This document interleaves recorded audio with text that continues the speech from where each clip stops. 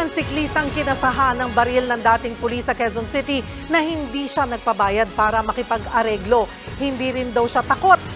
Live mula sa Batasang Pambansa, balikan natin si Brian Basa. Brian.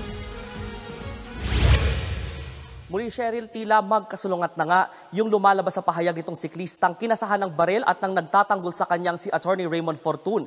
Sa isang pahayag, sinabi ng siklista na nagkapatawaran na sila ng nagkasan ng baril na si Wilfredo Gonzales. Wala rin daw perang sangkot nang magkaayos sila. Giit niya, hindi siya tinakot ng sino man at kung tinakot man daw siya, sariling desisyon niyang hindi na humarap at magsampa ng reklamo laban kay Gonzales. Pero ang pahayag na yan ng siklista, pinabulaanan mismo ni Fortun. Giit pa ng abogado, kaya niya maglabas ng patunay sa mga unang pahayag ng siklista. Narito ang pahayag ni Fortun. Mr. Cyclist, wag mo akong pagmumukhang sinungaling dito. Kasi sure ako hindi ako nagsisinungaling. Totoo naman talaga natakot ka eh. Aminin mo na lang. I can produce all the texts nung aming conversations na pinangangambahan niya yung sarili niya at yung pamilya niya. Dagdag pa niya, nasa siklista na kung babalik na rin ito ang mga una nitong sinabi sa abogado. Pero giit ni Fortun, hanggat walang lalantad, walang makakasuhan. Bukod dyan, muling pinakita ni Fortun sa pagdinig sa kamera ang dalawang video ng insidente ng pagkasa ni Gonzales ng baril.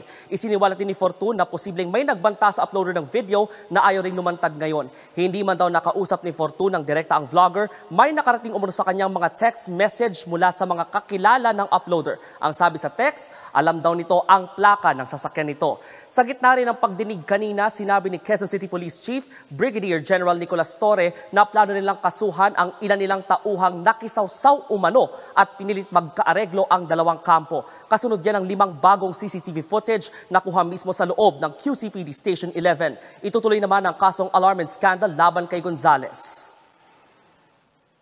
We have found sufficient evidence to file it against him because there's no need for a private complainant. And the police can stand in as complainant. And also, we are very cognizant of the... we also found later that the SILG has also expressed his opinion that alarms and scandal can indeed be filed.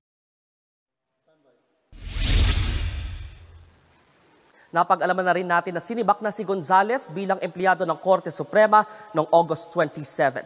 Contractual employee siya sa opisina ni Associate Justice Ricardo Rosario. Balik sa inyo. Maraming salamat, Brian Basa.